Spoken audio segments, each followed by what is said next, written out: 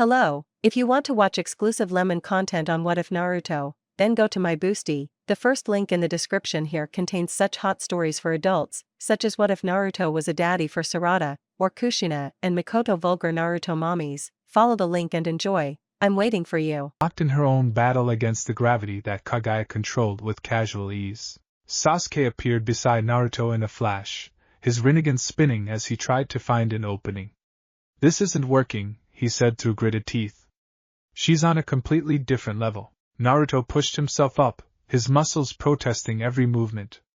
He'd already burned through most of his chakra, and the Nine Tails' power was running low. They'd hit Kagaya with everything they had: Raisen shurikens, Susanoo strikes, even combinations they'd never attempted before. Nothing worked.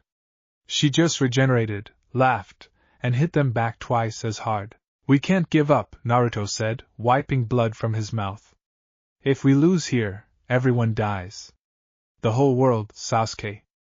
"Everyone." Kakashi and Sakura regrouped with them, both looking exhausted. Kakashi's Sharingan was fading, the strain too much for his body. Sakura's chakra reserves were nearly empty despite her strength of 100 seal. Kagaya floated above them, her white Byakugan eyes emotionless. "You children understand nothing of true power," she said, her voice echoing across the lava dimension she transported them to. "I am the origin of chakra. I am immortal.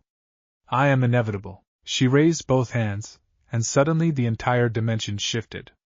The ground beneath them turned to ice, the temperature dropping so fast that frost formed on their clothes instantly. "Another dimension shift!" Sasuke shouted. "Everyone, stay close." But Kagaya was already moving. She appeared behind Naruto faster than he could react, her palm thrust forward to strike his back. Time seemed to slow down as Naruto realized he couldn't dodge. This was it. This was how he died. Then the world went white. A warm presence surrounded Naruto, and suddenly he wasn't in the ice dimension anymore. He stood in a place of pure light, formless and endless, and there, in front of him, stood an old man in white robes with two horns protruding from his head. "Hagoromo?" Naruto whispered, recognizing the Sage of Six Paths. The old man smiled gently. "Hello again, Naruto. I'm sorry to interrupt your battle, but we need to talk. And we need to talk fast." "But the others, Kagaya's going to." "Time moves differently here," Hagoromo interrupted. "We have a few moments, though not many. Listen carefully, because what I'm about to tell you will change everything." Naruto nodded, his fists clenched. "Whatever it takes to beat her, I'll do it." Hagoromo's expression turned serious. "My mother has become something beyond what I imagined possible. The power you and your friends possess, while impressive, is not enough. You need something that transcends chakra itself. Something that even the Otsutsuki clan fears." "What is it?" The sage raised his hand, and a silver light began to glow around it. "In my travels through the cosmos, before I died, I encountered someone, who taught me about a power that exists beyond our understanding of energy. A state of being where the body moves without thought, where instinct becomes perfection, where mortal limitations vanish." Naruto's eyes widened as the light grew brighter. "The beings who possess this power call it many things, but the most common name is Ultra Instinct." "Ultra Instinct?" Naruto repeated. "How does it work?" Hagoromo stepped closer. "Your body will move on its own, reacting to threats before your mind can process them. Your speed, power, and durability will increase beyond anything chakra alone can provide. But more importantly, you will be able to touch my mother. Her immunity to ninjutsu, her regeneration, her dimension hopping, none of it will matter when you achieve complete mastery." "Then give it to me," Naruto said immediately. "I'll learn it right now." The sage shook his head. "It's not that simple. Ultra Instinct normally takes gods thousands of years to master. Even attempting it can kill a mortal. But," he placed his hand on Naruto's chest, "you are no ordinary mortal. You carry the Nine Tails, Ashura's chakra, and the will of fire that has burned through generations. Your body has adapted to powers that would destroy others. You might survive the transformation." "Might?" Naruto laughed despite the situation. "Old man, I've beaten death before. Let's do this." Hagoromo smiled, a hint of pride in his ancient eyes.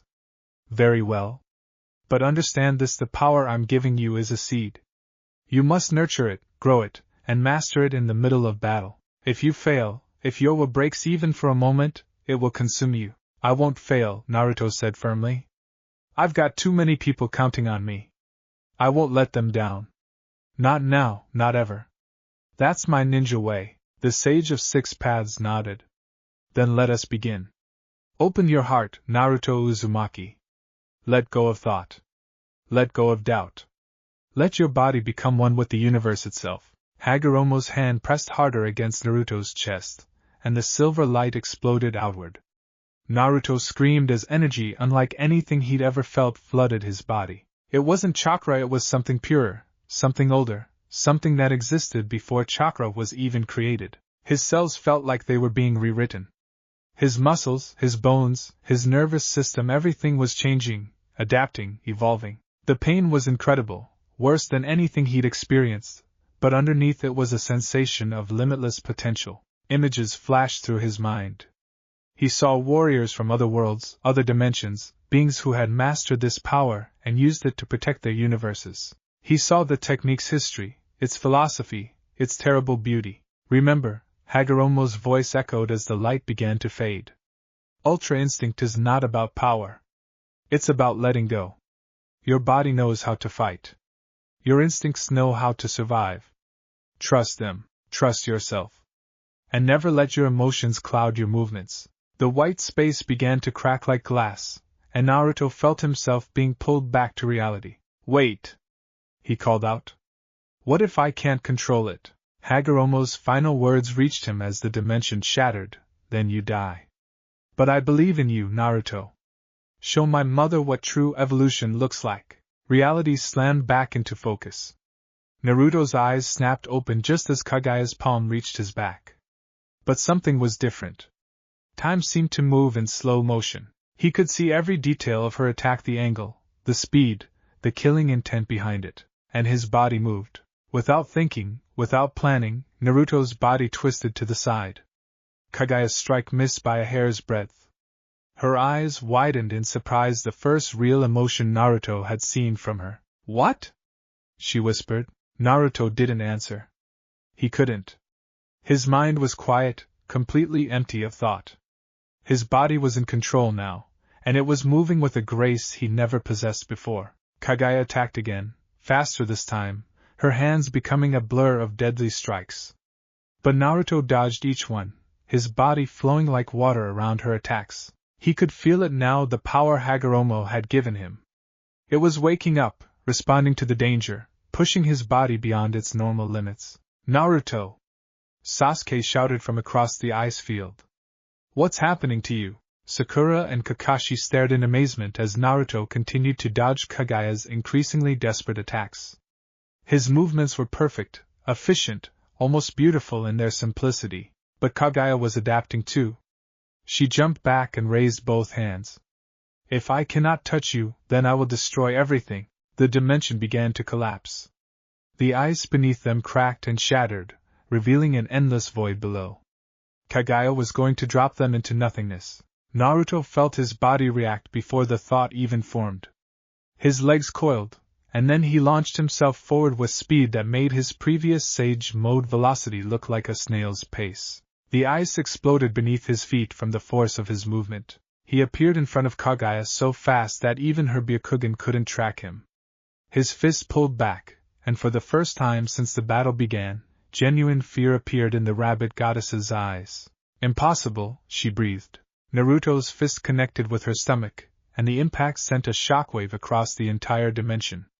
Kagaya flew backward, crashing through floating ice formations like they were paper. Black blood sprayed from her mouth, actual damage that wasn't healing instantly. Naruto landed on a chunk of floating ice, his breathing steady despite the incredible burst of speed and power. He looked at his fist, watching as a silver aura flickered around it before fading. This power, he muttered, his mind slowly coming back online. This is incredible. Kurama's voice rumbled in his mind, filled with shock and a hint of concern. Kit, what did you do? That energy isn't chakra. I can't even recognize what it is. It's called Ultra Instinct, Naruto said quietly. And I'm just getting started. Kaguya pulled herself from the ice, her face twisted in rage. You dare strike the goddess of chakra? You insignificant worm! I will erase you from existence. She opened multiple portals around Naruto, and from each one emerged a massive truth-seeking orb. There were dozens of them, each capable of disintegrating anything they touched. They all flew toward Naruto simultaneously from every angle. Sasuke activated his Rinnegan, ready to try to save Naruto with dimensional shifting, but he froze when he saw what happened next. Naruto's hair flickered, shifting from blonde to a silvery white color for just a moment. His eyes changed too, becoming sharper, more focused, almost glowing with an inner light, and then his body became a blur. He moved through the truth-seeking orbs like they were standing still, his body bending and twisting in impossible ways to avoid each one. When he couldn't dodge, he struck them with precise hits that sent them flying back toward Kaguya. The rabbit goddess barely managed to absorb her own attacks, and when she looked up, Naruto was already in her face again. Rasengan! Naruto shouted, but the sphere of chakra in his hand was different now. It was surrounded by that same silver aura, spinning faster and more violently than any Rasengan he'd ever created. He slammed it into Kaguya's chest, and the explosion of power was catastrophic. The entire ice dimension shattered like a broken mirror, and they were all thrown into the void between dimensions. Naruto grabbed Sasuke, Sakura, and Kakashi with shadow clones that moved at ultra-instinct speed, protecting them from the dimensional collapse. They tumbled through the darkness until they emerged in another of Kaguya's dimensions, this one a desert of volcanic ash under a dark sky. They landed hard, but Naruto made sure his friends were safe before turning to face Kaguya again. She emerged from a portal, her body regenerating but much slower than before. The silver energy from his attack was interfering with her healing. You cannot win, Kaguya said, but there was uncertainty in her voice now. Even with this new power, you are still mortal. I am eternal. I will outlast you, and when your strength fails, I will devour this world and everyone in it. Naruto felt the ultra-instinct power pulsing through him, ready to respond to her threats. But he also felt something else that was draining him. Hagoromo was right. This power wasn't meant for mortals. His body could barely handle it, and he could feel the strain building with every second. He needed to end this fast. Sasuke, Naruto called out without taking his eyes off Kaguya. Can you still use the sealing jutsu? Yeah, Sasuke replied, understanding immediately. But I need an opening. A real one. Then get ready, Naruto said. Because I'm about to give you the biggest opening you've ever seen. The silver aura around Naruto intensified. He could feel the power responding to his determination, his will to protect everyone. His hair fully changed to silver white, and his eyes took on an otherworldly glow. Hagoromo's voice whispered in his mind one last time, this is the true form. Complete ultra instinct. Use it well, my boy. The fate of everything rests on you now. Naruto exploded forward with speed that transcended anything he'd shown before. He didn't run, he seemed to simply appear in different places, each movement leaving afterimages that confused even Kaguya's all-seeing eyes. He hit her from the left with a punch that broke through her dimensional barriers. Then from the right with a kick that cracked her ribs. From above with an axe kick that drove her into the ground. From below with an uppercut that sent her flying into the ash-filled sky. Kaguya tried to fight back, tried to use her bone attacks, her truth-seeking orbs, her dimensional shifts. But nothing worked. Naruto's body moved on pure instinct, dodging everything while landing hit after devastating hit. Now, Sasuke! Naruto shouted. Sasuke's Rinnegan blazed as he activated his Susanoo and combined it with his Amaterasu flames. The black fires spread across the battlefield, boxing Kaguya in. Sakura and Kakashi used what little chakra they had left to support the ceiling, creating the perfect formation. Kaguya realized what was happening. No! I will not be sealed again. I am the origin. I am. Naruto appeared behind her, both hands glowing with the silver ultra instinct energy. You're finished. This is for everyone you hurt. For all the people who suffered because of your greed. This ends now. He thrust both palms forward, and the energy exploded into Kaguya's back. At the same moment, Sasuke completed the sealing jutsu. The combination of ultra instinct power and the six-path sealing technique was too much even for the goddess of chakra. Black sealing marks spread across Kagaya's body as she screamed in rage and denial. This cannot be. I am eternal.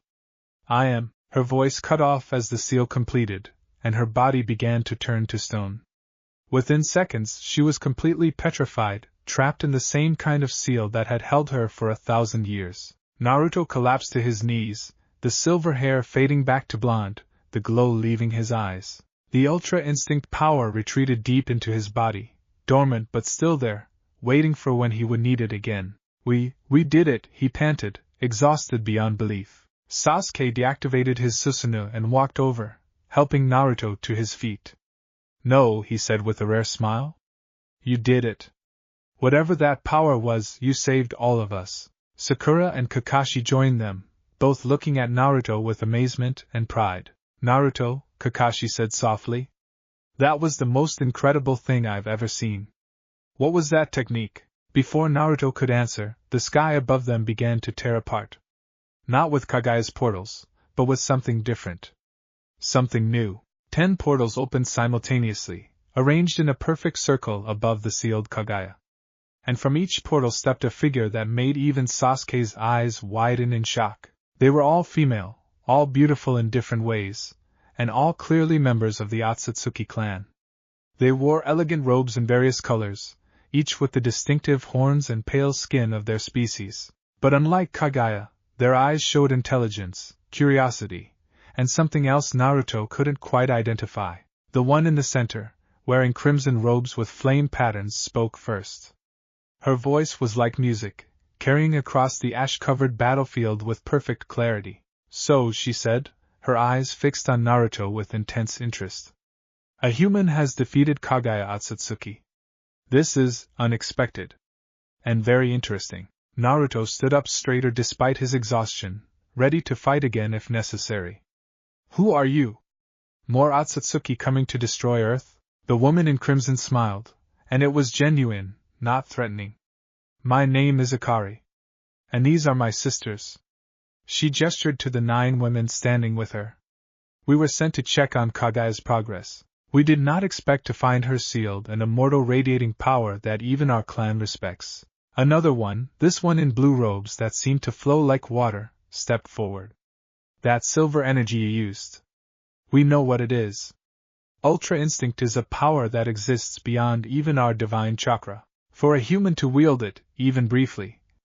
She looked at Naruto with something like reverence. You must be exceptional. Sasuke moved to Naruto's side, Sharingan activated despite his exhaustion. What do you want? The one in crimson, Akari, tilted her head. That depends on him. She pointed at Naruto. You defeated Kagaya. By the ancient laws of our clan, that makes you. She paused, as if the words were difficult to say. It makes you worthy. And worth means everything to the Otsutsuki. Naruto had no idea what she was talking about, but something told him his life was about to get a lot more complicated. The 10 Otsutsuki women descended from the sky, landing gracefully around the sealed form of Kagaya. Up close, Naruto could see the differences between them more clearly. Each one had a unique appearance, different colored hair mixed with white, different horn configurations, different auras of power, and all 10 of them were looking at him like he was the most fascinating thing in the universe. Naruto said intelligently. This is weird, right? Sasuke, tell me this is weird. This is very weird, Sasuke confirmed, his hand near his sword just in case. Akari laughed, a sound like crackling fire. Don't worry, young warrior. We are not here to fight. We are here to talk. And to make you an offer that will change your life forever. Naruto stared at the 10 Otsutsuki women, his mind racing despite his exhaustion. Every instinct screamed at him to be careful, but something about the way they looked at him didn't feel hostile. It felt curious, almost respectful. An offer? Naruto repeated, his body tensing. What kind of offer? Before Akari could answer, the woman in the flowing blue robes stepped forward. She had long silver blue hair that moved like water even though there was no wind, and her eyes were a gentle aquamarine color instead of the pure white Byakugan. My name is Mizuki, she said, her voice calm and soothing. And before we discuss anything, perhaps we should move somewhere less destroyed? She gestured at the volcanic ash dimension around them, which was still crumbling from the battle's aftermath. Another woman, this one wearing robes that seemed to shimmer with starlight, nodded enthusiastically. I agree. This place is depressing. Can we go back to the Earth dimension? I want to see what world produced such an interesting human. Hoshi, please contain your excitement, said a woman in dark purple robes that seemed to absorb light. She had an elegant, serious demeanor. We must follow protocol. Protocol is boring, Yami. Hoshi shot back with a grin. Naruto blinked. These Otsutsuki women were arguing? Like normal people? It was so different from Kagaya's cold, emotionless behavior that it threw him off guard. Kakashi stepped forward, his visible eye sharp despite his exhaustion. Before we go anywhere, we need answers. What is your relationship to Kagaya? Why are you here? The woman who had spoken about protocol, Yami, turned her attention to Kakashi. A reasonable question. We are what you might call enforcers. Or perhaps investigators. When an Otsutsuki is sent to a world to cultivate a divine tree and harvest chakra fruit, we monitor their progress. Kagaya was supposed to complete her mission and return centuries ago. She did not, so we came to investigate. And we found something far more interesting than a failed mission, Akari added, her crimson eyes locked on Naruto. We found you. Sasuke's Sharingan spun slowly. You keep saying he's interesting. Why? Because he beat Kagaya? A woman in white robes trimmed with gold, who had been silent until now, finally spoke. Her voice was refined, almost regal. It is not merely that he defeated her. It is how he did it. Ultra Instinct is a power that transcends our clan's abilities. In all our history, only 3 Otsutsuki have ever achieved it, and they became our greatest legends. My name is Hikari, she continued. And I have studied power my entire life. What you demonstrated, Naruto Uzumaki, was raw, unrefined, but undeniably genuine Ultra Instinct. For a mortal to survive even touching such power, let alone wielding it in battle. She shook her head in amazement. It should be impossible. Naruto felt heat rising to his cheeks. Being praised by literal godlike beings was not something he knew how to handle.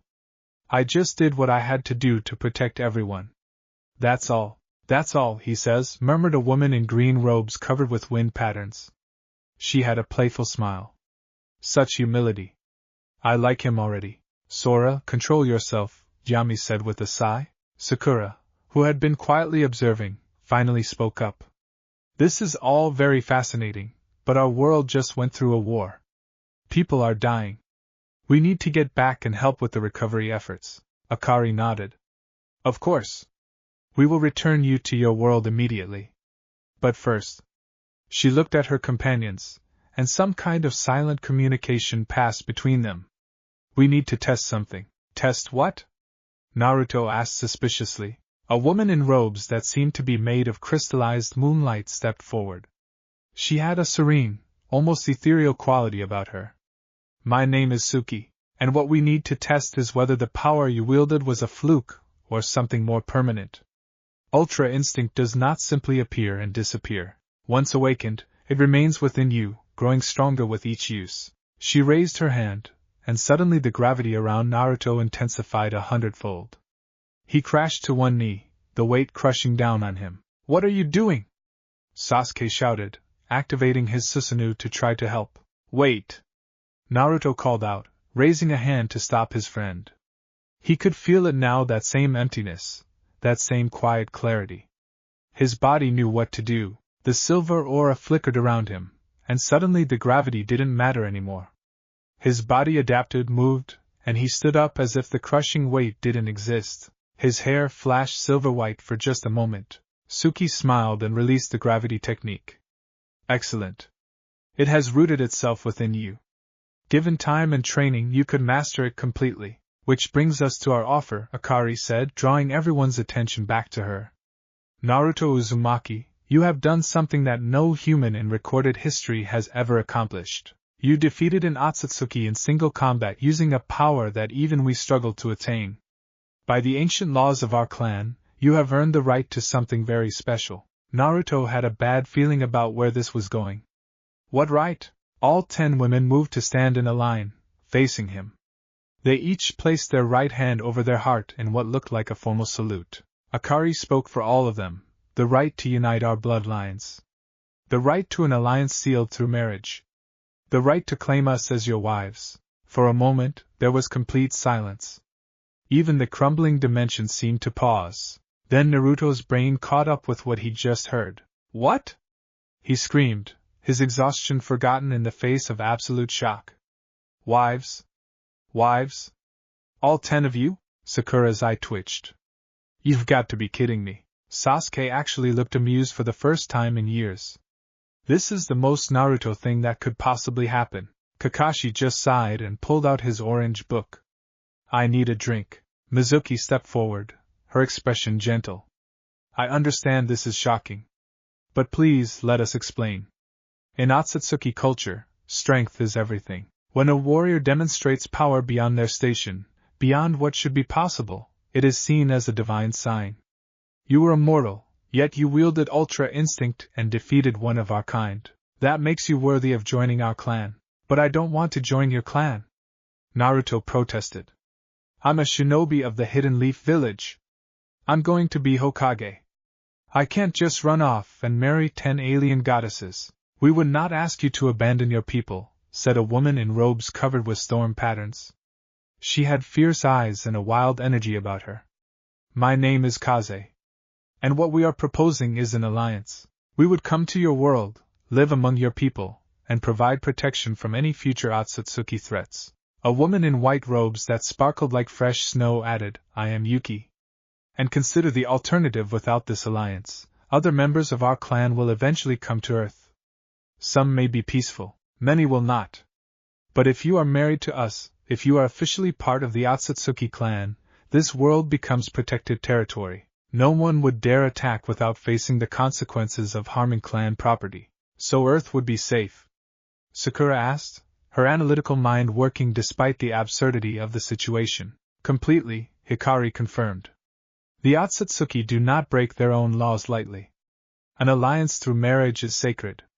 It would mark this world as off-limits to harvesting. Naruto's head was spinning. This was insane. This was beyond insane. But if it would keep Earth safe from future threats like Kaguya. Wait, he said, holding up his hands. Let me get this straight. You want to marry me, all 10 of you, to create an alliance that would protect Earth from other Otsutsuki? Correct, Akari said. And this is some kind of cultural thing for you guys? It's not weird in your society? It is the highest honor we can bestow, Suki said softly. We are offering you our loyalty, our power, and our protection. In return, we ask for the chance to be part of something we have never experienced, a true bond beyond political necessity. Hoshi bounced excitedly. Plus, you're really strong and kind of cute in a scruffy way. This could be fun, Hoshi.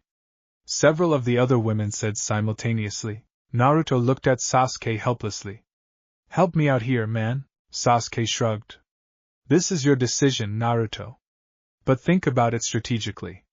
We just barely defeated Kaguya with help from the sage himself.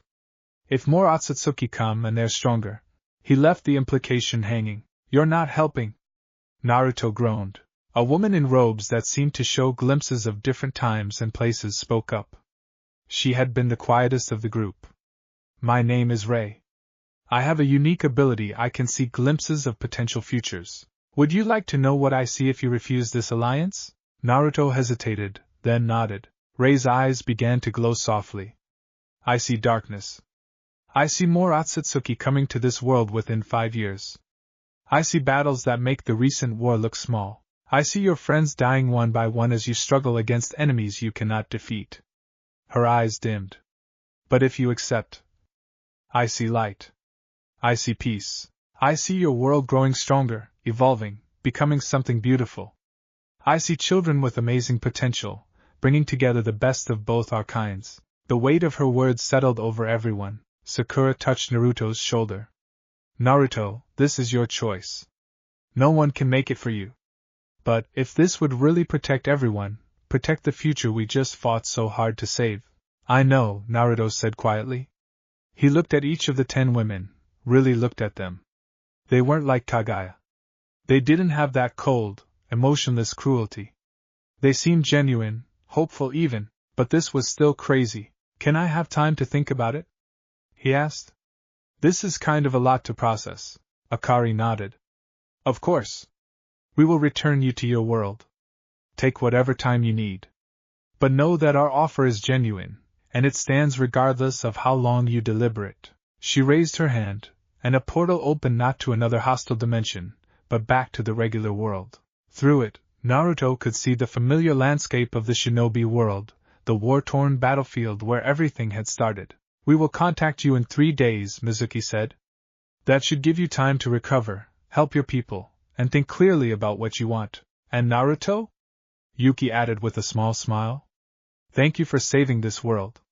Regardless of your decision, you have our respect. The 10 women bowed in unison, a gesture of genuine respect that shocked Naruto more than anything else they'd done. Then they stepped back through their own portals, vanishing as quickly as they'd appeared. Naruto, Sasuke, Sakura, and Kakashi stood in silence for a long moment. Finally, Kakashi closed his book. Well, that happened. I almost died fighting a goddess, Naruto said slowly. Gained a godly power from the Sage of Six Paths himself. And now I'm being proposed to by 10 alien women who want to marry me to save the world. That about sums it up, Sasuke agreed. This is the weirdest day of my life, Naruto declared. Sakura patted his shoulder sympathetically. Come on. Let's go home. You can figure out the marriage situation after you've slept for like 3 days. They stepped through the portal back to their world, where the allied shinobi forces were waiting. When they saw Team 7 emerge, a massive cheer went up. They'd done it. They'd won. Kagaya was sealed. The war was over, and Naruto had no idea how he was going to explain the 10 goddess wives situation to anyone. 3 days later, Naruto sat in his apartment, staring at a cup of ramen that had gone cold. He hadn't slept much. Every time he closed his eyes, he saw 2 different futures raise visions playing out in his mind. Darkness or light. Destruction or peace. 10 wives or countless deaths. There was a knock at his door. It's open, he called out. Kakashi entered, followed by Tsunade, the 5th Hokage. They both looked serious. Naruto, Tsunade said, sitting down across from him. Kakashi told me about the Otsutsuki proposal. I need to know, is it legitimate? Would it really protect the village? Naruto nodded slowly. I think so. They seemed honest. And that woman, Rei, her visions felt real. Tsunade leaned back, crossing her arms. From a strategic standpoint, it's probably the best option we have. The village is exhausted. We can't handle another threat like Kagaya anytime soon. Maybe not ever. But? Naruto prompted, hearing the hesitation in her voice. But you're 19 years old, Naruto. You shouldn't have to make this kind of sacrifice for the village.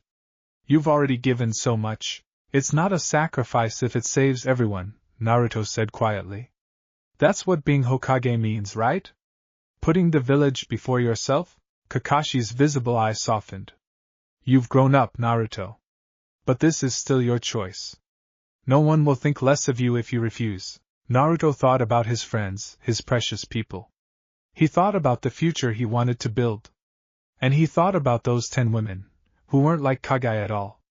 Who seemed to genuinely want peace. I've made my decision, he said, standing up. Where are they? As if summoned by his words, the air in front of him shimmered. 10 portals opened, and the Otsutsuki women stepped through into his apartment. They looked at him expectantly, hope and nervousness evident on their faces. Akari spoke first. Have you decided? Naruto took a deep breath. Yeah. I have. And before I say anything else, I need to make something clear. If we do this, it's not just going to be some political arrangement. I don't do things halfway. If I'm going to marry you guys, then we're going to be a real family. We're going to care about each other, support each other, and protect each other. That's non-negotiable. The 10 women exchanged glances, and slowly smiles began to spread across their faces. We would expect nothing less, Mizuki said warmly. So is that a yes?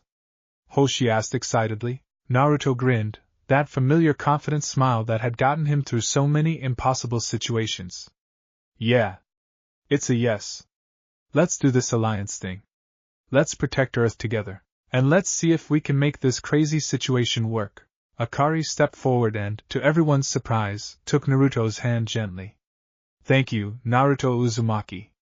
You will not regret this. We will stand by you, fight with you, and build a future worthy of the strength you have shown. One by one, the other women came forward, each taking a moment to introduce themselves properly and make their own personal promise to Naruto. Mizuki promised to teach him to flow like water, adapting to any situation. Hikari promised to help him understand the deeper nature of his ultra instinct power. Yami promised to guard his shadow, protecting him from unseen threats. Sora promised to bring laughter and joy even in dark times. Suki promised to keep him grounded, balanced between power and humility. Hoshi promised to show him the wonders of the universe beyond Earth. Kaze promised to stand by him in every storm. Yuki promised to preserve the beauty of what they would build together. Rei promised to guide them away from dark futures toward brighter ones. And finally, a woman who hadn't spoken much before she wore robes covered in intricate time patterns stepped forward. I am Toki, she said softly. And I promise to give you all the time you need to truly know each of us, to build something real and lasting. Naruto felt overwhelmed, but in a good way. These weren't monsters. They weren't villains. They were just people. Powerful, divine people, but people nonetheless. Okay, he said, his grin widening. So how does this whole Otsutsuki marriage thing work? Akari laughed. First, we celebrate. Then we prepare a ceremony that blends your traditions with ours. And then... Her expression became more serious. Then we train you properly. Because Ultra Instinct is just the beginning, Naruto. There is so much more you need to learn. More than godly fighting powers? Kakashi asked dryly. Much more, Hikari confirmed. If Naruto is to truly be part of our clan, he needs to understand our history, our techniques, and our responsibilities. And we need to understand his world, his way of fighting, his ninja arts. Cultural exchange, Tsunade mused. That could actually work. And it would make the alliance stronger. Naruto looked around at the 10 women, at his former teacher, at his Hokage. This was really happening. He was going to marry 10 alien goddesses to save the world. It was the most Naruto solution to a problem that could possibly exist. All right, he said, clapping his hands together. Let's get started. We've got a lot to learn about each other, and apparently, I've got a wedding to plan. Or 10 weddings? How does that work exactly? One ceremony, Sora said with a grin. But it's going to be the biggest, most spectacular event this world has ever seen. Great, Naruto laughed. No pressure or anything. As the women began excitedly discussing ceremony plans and Tsunade started working out the political implications, Naruto caught Kakashi's eye. His former teacher gave him a subtle nod of approval. They'd saved the world from Kaguya. Now they were going to secure its future through the most unlikely alliance imaginable. And somehow, Naruto Uzumaki was at the center of it all. Just another day in the life of the ninja who never gave up.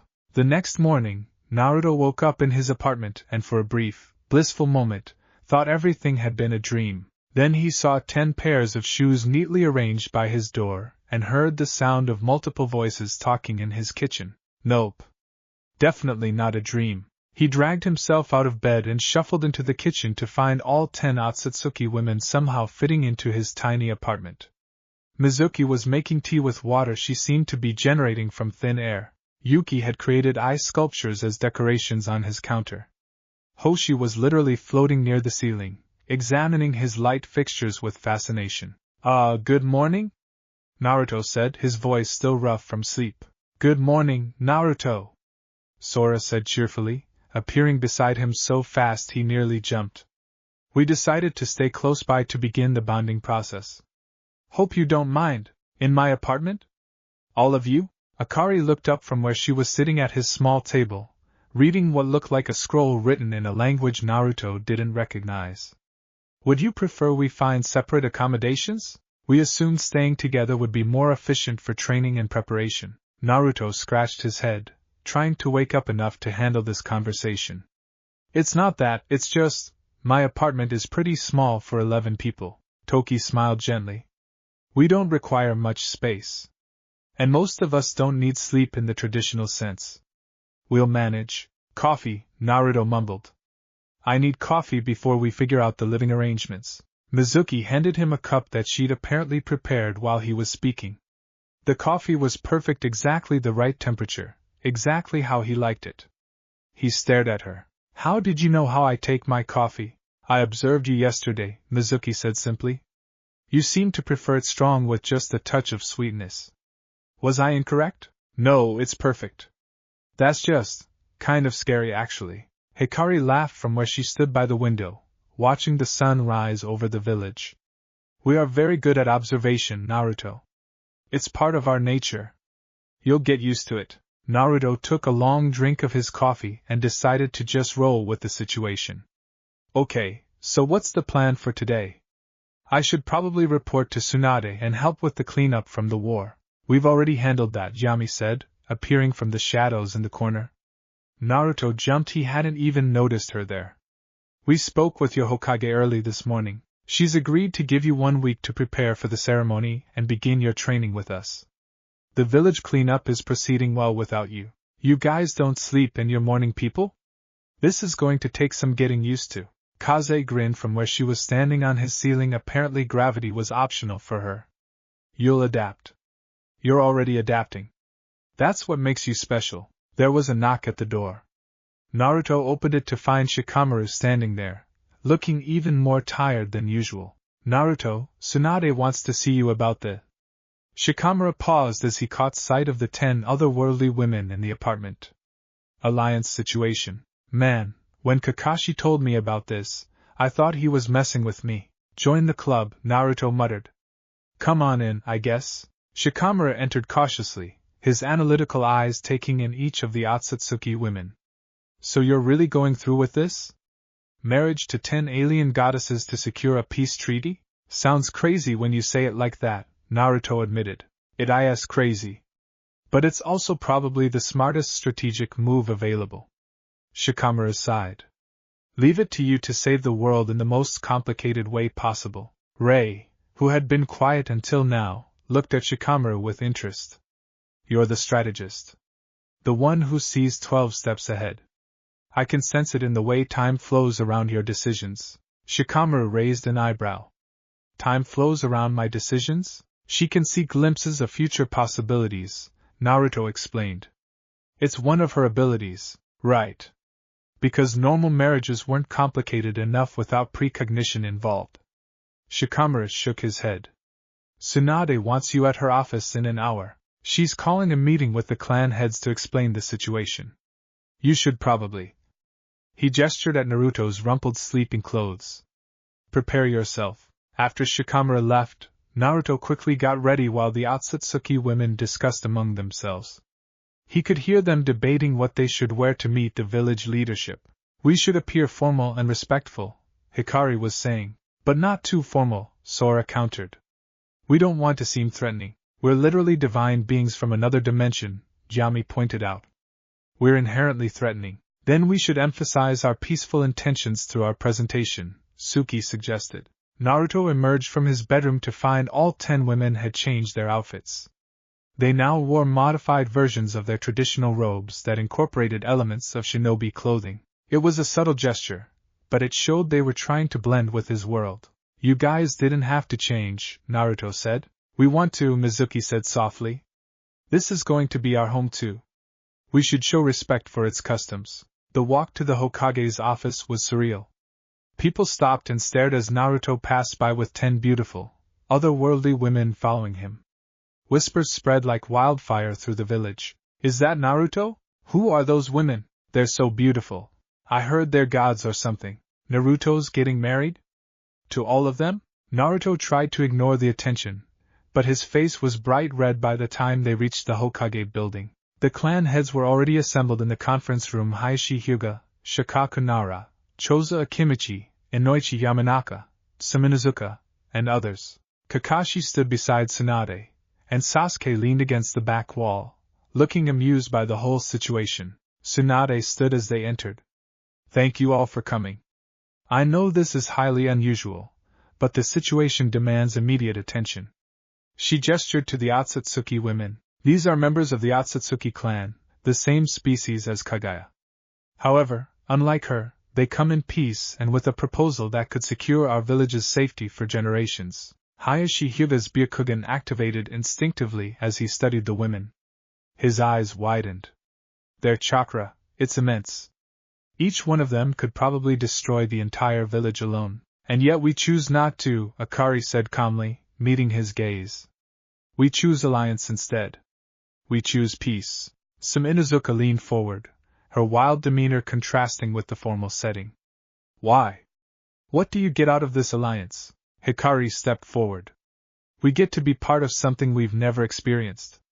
Our clan is powerful, yes, but it is also isolated. We conquer worlds, harvest their energy, and move on. We have strength but little connection.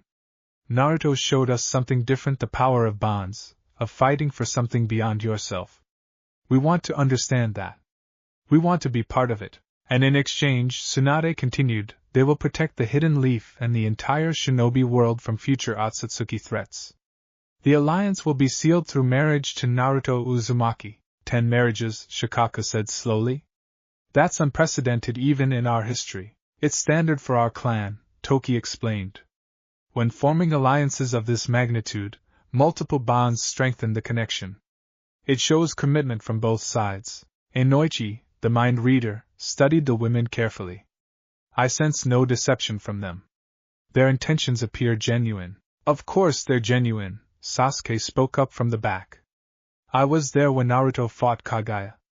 I saw what he did. These women aren't here out of pity or strategy alone, they're genuinely impressed by him. Maybe even a little bit in awe. Hoshi blushed slightly. Is it that obvious? Pretty obvious, Sasuke confirmed with a rare smirk. Hayashi turned to Naruto. And you've agreed to this? Fully understanding what it means, Naruto met the Hyuga clan head's eyes. Yeah. I have. Look, I know it sounds crazy. Trust me, I'm still processing it myself. But these women are offering to protect everyone I care about from threats we can't handle alone. And more than that. He looked at each of the Otsutsuki women. I think they're being honest about wanting to be part of something real. I'm willing to give them that chance. Even if one of those people you care about is Hinata? Hayashi asked quietly. The room went silent. Everyone knew about Hinata's feelings for Naruto. It was the worst kept secret in the village. Naruto's expression softened with genuine regret. I know this is going to hurt her. That's the part one hates most about all of this. But I have to think about the bigger picture. About everyone's safety. I hope she can understand that. She will, Hayashi said after a long moment. Hinata is strong. Stronger than most people realize. She'll accept this because she knows you're doing it to protect everyone. But you should speak with her yourself. She deserves that much. I will, Naruto promised. Tsunade nodded. Then we're in agreement. The alliance will proceed. We'll hold the ceremony in 1 week. That gives us time to prepare and for the village to adjust to the news. She looked at the clan heads. I trust you'll all help manage the transition and ensure people understand this is for the village's benefit. The clan heads nodded, though some looked more convinced than others. As the meeting broke up, Akari approached Tsunade directly. Thank you for trusting us, Hokage. We will not betray that trust. See that you don't, Tsunade said firmly. Because if you hurt this village or Naruto, you'll answer to me, Akari smiled. I would expect nothing less from a leader worthy of her position. That afternoon, Naruto found himself in Training Ground 3 with all 10 Otsutsuki women. They'd insisted on beginning his training immediately. Okay, Naruto said, stretching. What are we starting with? We need to assess your current abilities, Hikari said. We saw your Ultra Instinct in combat, but we need to understand your baseline skills, your chakra nature, your fighting style, everything. And then we'll each teach you something unique, Sora added excitedly. We all have different specialties. By the time we're done, you'll be even more amazing than you already are. Yami stepped forward. I'll begin. Naruto, attack me with everything you have. Don't hold back. Naruto hesitated. Are you sure? I don't want to hurt you. You won't, Yami said confidently. Trust me. Naruto shrugged and created a dozen shadow clones. They all rushed at Yami from different angles, each preparing different jutsu. Rasengan, kicks, kunai throws, combination attacks. Naruto threw everything he had at her. Yami didn't move. She simply stood there, and as each attack reached her, it passed through her body like she was made of smoke. She was using the shadows themselves to become intangible. Interesting, she said as the clones dispelled. You rely heavily on overwhelming force and surprise tactics. Your shadow clones are impressive. I've never seen anyone create so many. But your defense is lacking. You take hits you shouldn't need to take. That's what the Nine Tails healing is for, Naruto said. But you shouldn't rely on healing when you could avoid damage entirely, Yami countered. I'll teach you shadow movement. How to flow through attacks like darkness itself. Mizuki stepped up next. My turn. Naruto, defend yourself. She moved her hands in a flowing pattern, and suddenly water erupted from nowhere, forming into dozens of pressurized jets aimed at Naruto. He dodged and weaved, but Mizuki's control was incredible. The water moved like it was alive, tracking his movements. You're fast, Mizuki observed as Naruto barely avoided getting soaked. But your movements are predictable. You dodge the same way each time. I'll teach you fluidity, how to adapt your movements mid-motion, how to flow like water. One by one, each woman tested Naruto in different ways. Akari blasted him with fire techniques that made his own fire jutsu look like candle flames. She critiqued his chakra control and promised to teach him how to make his attacks burn hotter and cleaner. Hikari moved at speeds that made even Naruto's Sage Mode velocity seem slow, appearing and disappearing around the training ground in flashes of light. She explained she'd help him understand the relationship between Ultra Instinct and pure speed. Sora created wind techniques that carved the ground itself, showing him how much more refined his wind manipulation could become. Suki demonstrated gravity control that could crush boulders or make leaves float, promising to teach him spatial awareness and battlefield control. Hoshi summoned star energy that lit up the sky, explaining she could help him understand cosmic power and how to draw strength from beyond Earth.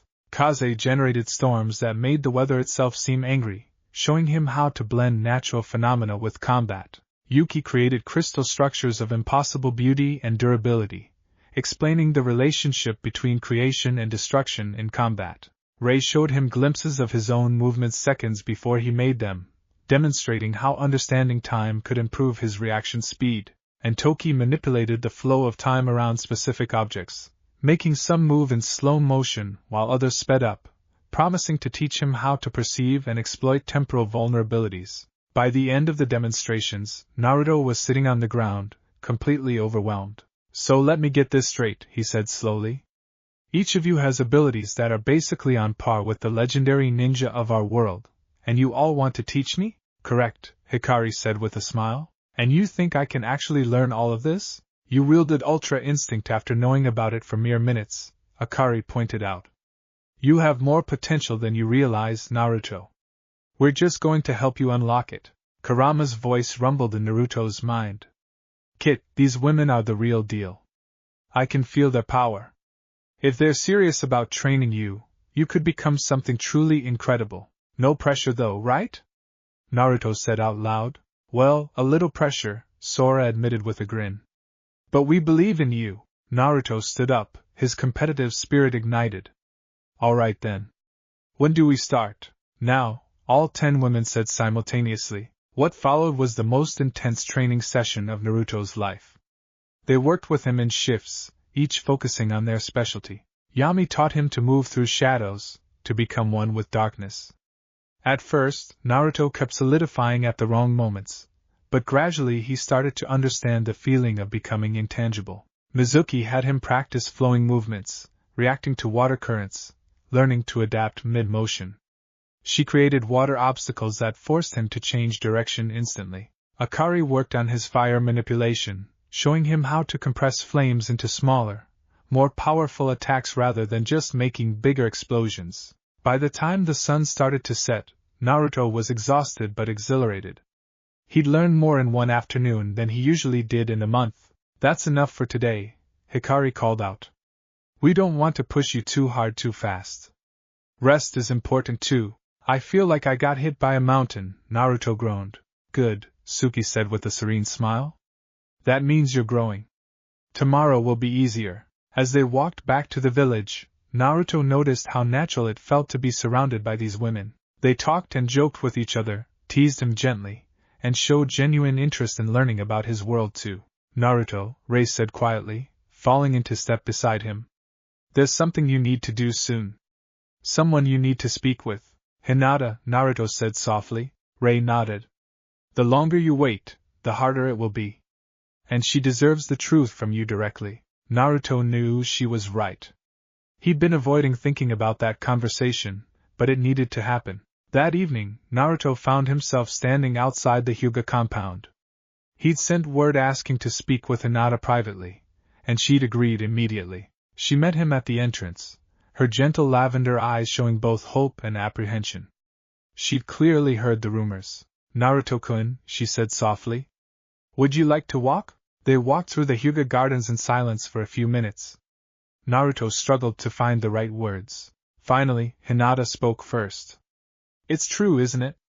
The rumors about the Otsutsuki women. Yeah, Naruto said quietly. It's true.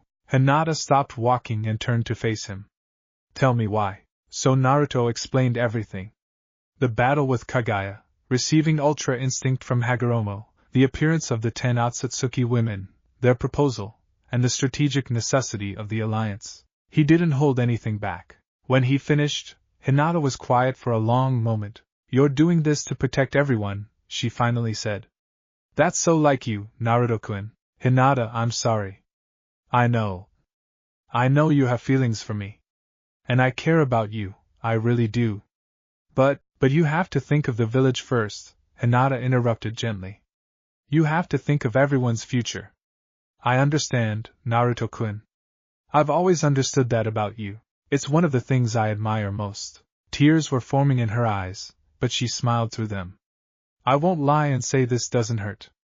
It does. But I also know that you'll be happy. You'll make those women happy too, because that's who you are. You give everything to the people you care about. I wish things could be different, Naruto said, his own eyes burning. Me too, Hinata admitted. But they're not. And that's okay. I'll be okay, Naruto-kun. I'm stronger than I used to be. You helped me become stronger. And I'll use that strength to move forward. She stepped closer and hugged him briefly.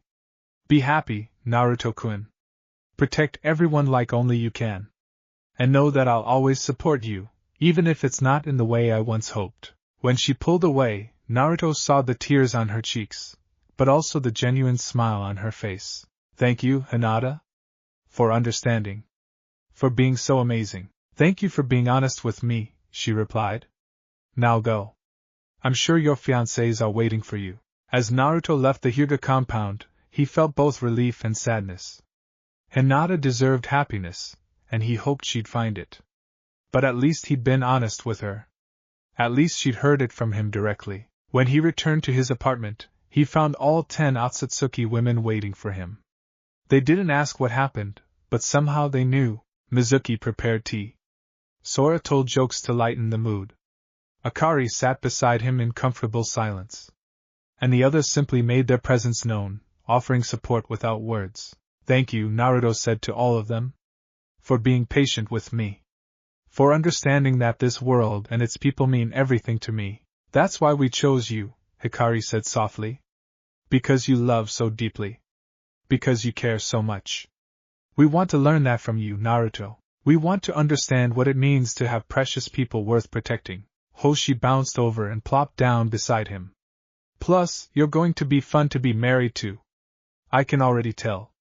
Never a dull moment with Naruto Uzumaki. Despite everything, Naruto laughed. Yeah, my life is definitely not boring. It's about to get even less boring, Kaze said with a grin. The ceremony is in 6 days. And we have so much to teach you before then. And so much to learn from you too, Yuki added. We want to understand your techniques, your ninja way, your bonds with others. This alliance is about sharing knowledge, not just power. Naruto looked around at these 10 incredible women who had chosen to tie their lives to his. It was overwhelming and terrifying and exciting all at once, but he'd faced down Kagaya, goddess of chakra.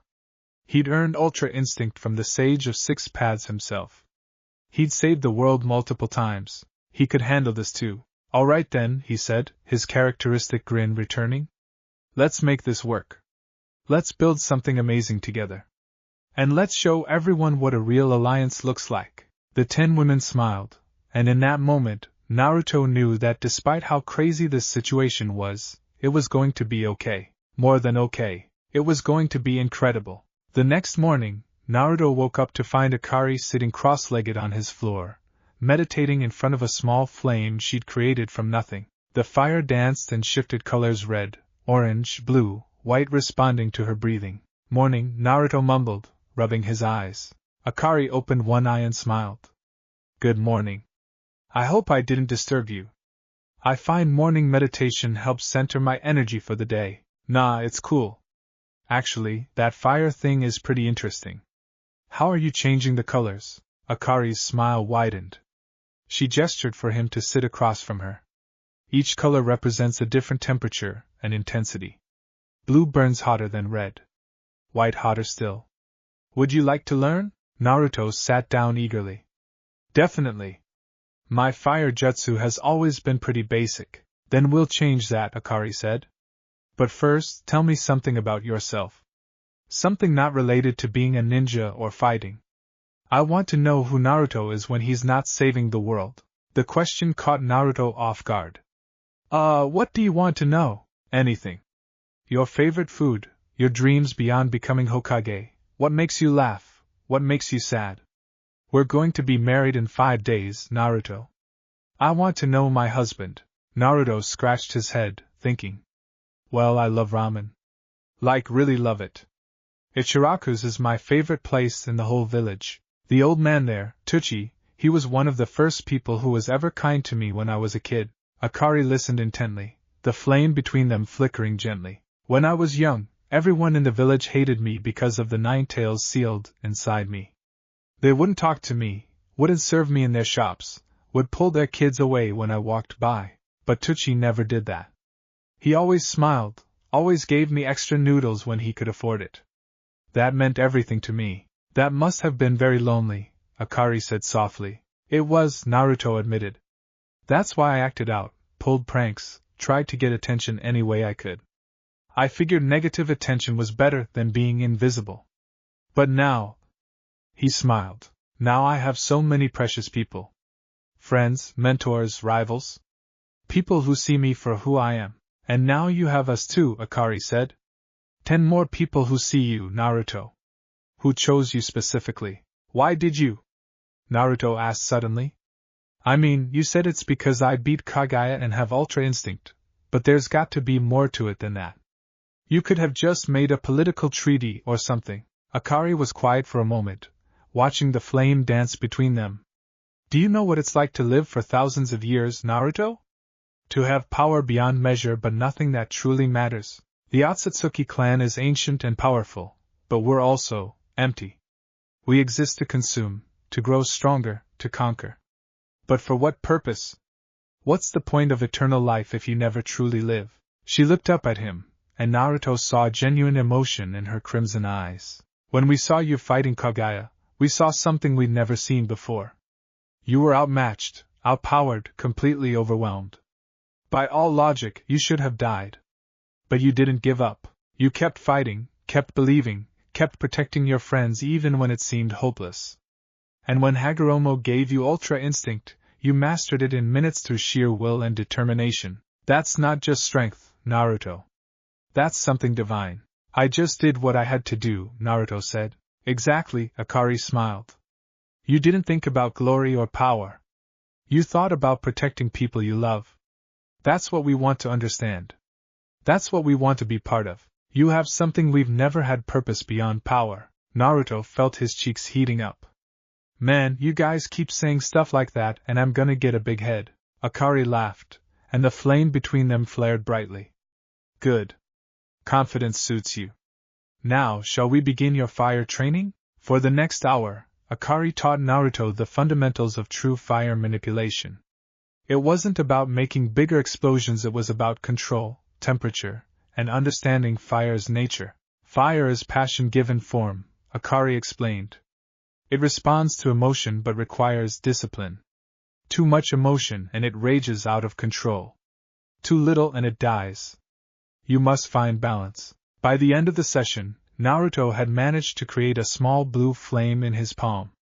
It was tiny compared to what Akari could do, but it was progress. Excellent, Akari said warmly.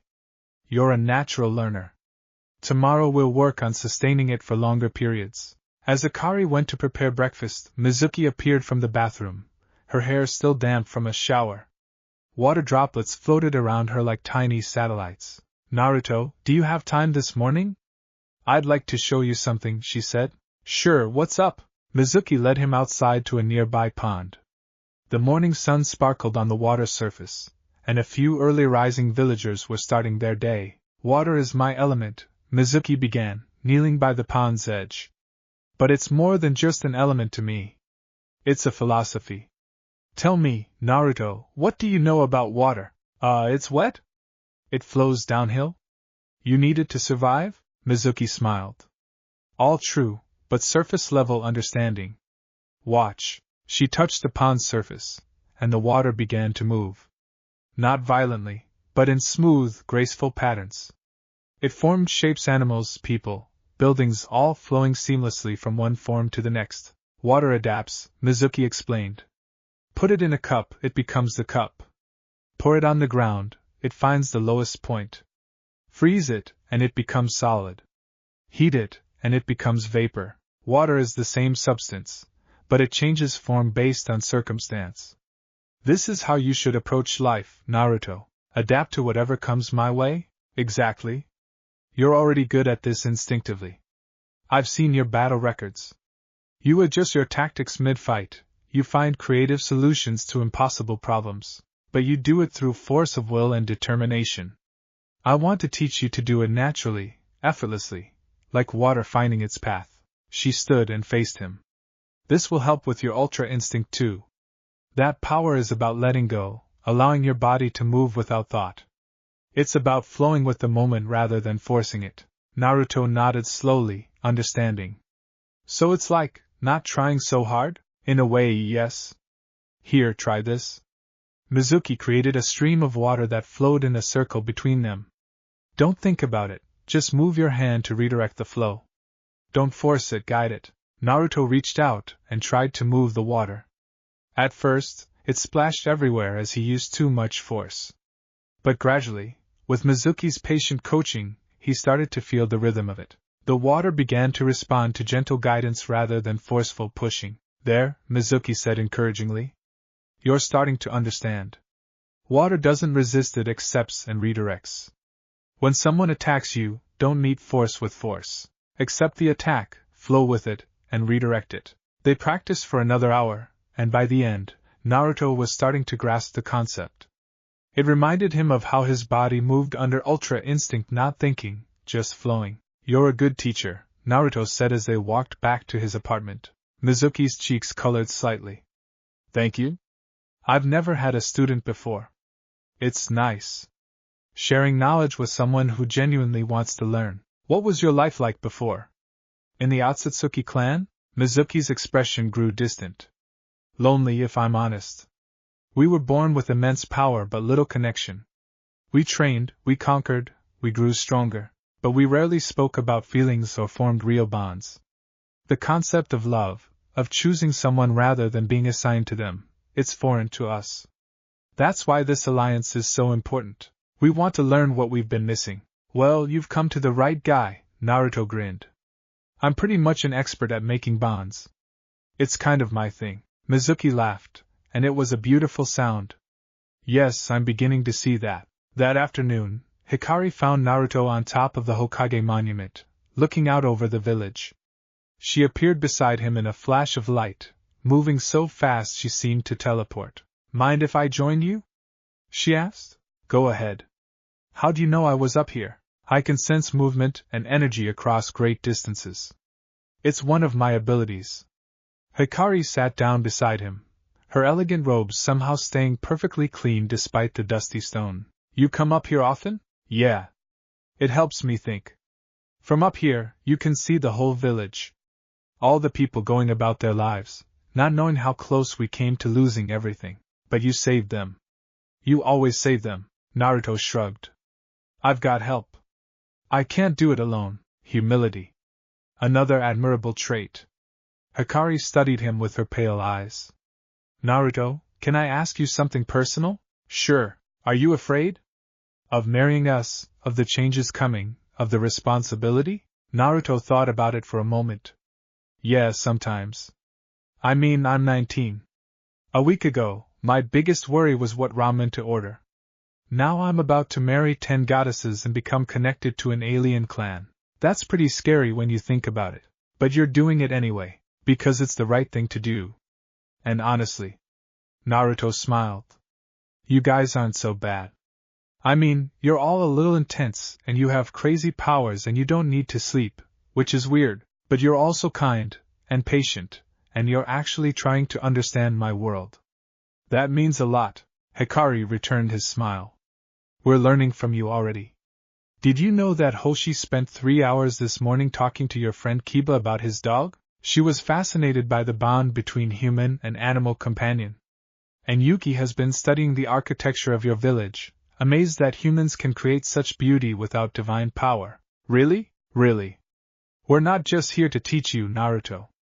We're here to learn too. You've already changed us just by being yourself. They sat in comfortable silence for a while, watching the village below. Can I show you something? Hikari asked. Something about my power that might help you with Ultra Instinct? Always down to learn new stuff. Hikari stood and held out her hand. Take my hand and don't let go, no matter what. Naruto took her hand, and suddenly the world exploded into motion. Hikari took off running, and Naruto was pulled along at light speed. The village became a blur, then the land of fire, then they were racing across the ocean, across continents, around the entire world. But the amazing thing was Naruto could see it all. At the speed they were moving, everything should have been invisible, but his ultra instinct kicked in automatically, processing the information fast enough to see every detail. They ran across water, up mountains, through forests, and finally stopped at the top of a snow-covered peak halfway around the world from the Leaf Village. The whole journey had taken maybe 10 seconds. Naruto's heart was pounding, but not from exhaustion, from exhilaration. That was amazing! He shouted, his voice echoing across the mountains. Hikari laughed. This is what true speed feels like. And you kept up with me, Naruto. Your body adapted to the velocity because of Ultra Instinct. Do you understand what this means? That I can move way faster than I thought? That you have barely scratched the surface of your potential. Ultra Instinct doesn't just make you strong, it makes you adapt to anything. Speed, power, technique. It all becomes possible because your body learns and evolves in real time. She squeezed his hand gently. I'm going to help you master speed. By the time I'm done training you, you'll be able to move faster than thought itself. Naruto looked out at the unfamiliar landscape, still holding Hikari's hand. Thank you for believing in me.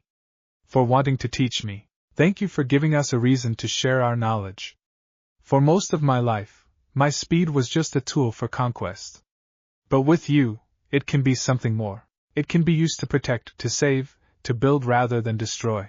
They stood there for a moment longer before Hikari asked, ready to run back? Let's do it! The journey back was just as incredible as the journey out. When they arrived at the Hokage monument again, Naruto felt like he understood a little more about what Hikari had to offer, both as a teacher and as a person. That evening, Yami found Naruto in his apartment, trying to figure out dinner for 11 people with his limited cooking skills. This is pathetic, she said bluntly, appearing from his shadow without warning. Naruto nearly jumped out of his skin. Don't do that, you need to get used to it. I travel through shadows. It's literally how I move around. Yami looked at the sad collection of instant ramen cups Naruto had assembled. Is this really what you eat every day? Ramen is awesome. Ramen is convenient. There's a difference. Here, let me show you something.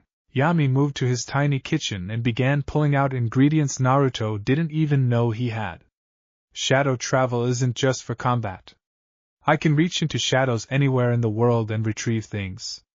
Watch. She reached into a shadow on the wall and pulled out fresh vegetables, meat, spices, all the ingredients for a proper meal. Isn't that stealing? Naruto asked. I have arrangements with merchants. They leave certain items available, and I compensate them appropriately. It's a system I developed. Yami began cooking with surprising skill. My point is, power can be used for everyday life, not just battle. You have incredible abilities, Naruto. Have you ever thought about using your shadow clones for something other than fighting or training? Like what? Like having one clone cook while another cleans while another studies. You could accomplish in one day what takes most people a week. Naruto's eyes widened. I never thought about it like that. That's because you've been trained to think of jutsu as weapons. But they're tools. They can build just as easily as they destroy.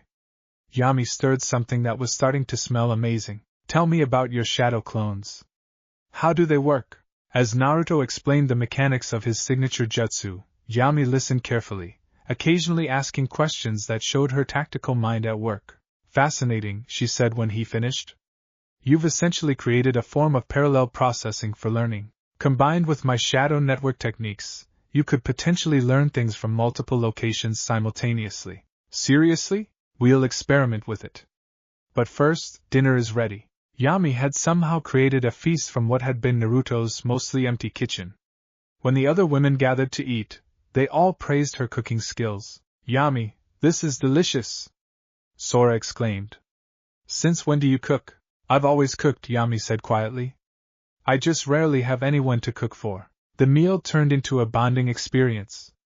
The women shared stories about their lives, their training, their experiences across different worlds.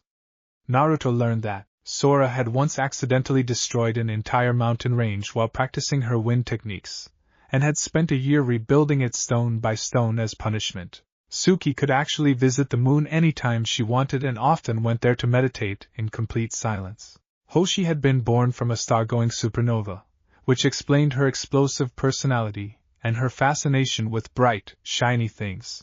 Kaze had once created a storm so powerful it rained for 40 days and nights on a desert planet, turning it into an ocean world. Yuki could create crystal structures that would last for millions of years, and she'd built entire cities on ice planets that still stood today. Rei's time vision wasn't always active, she had to consciously use it, and it gave her terrible headaches if she looked too far forward.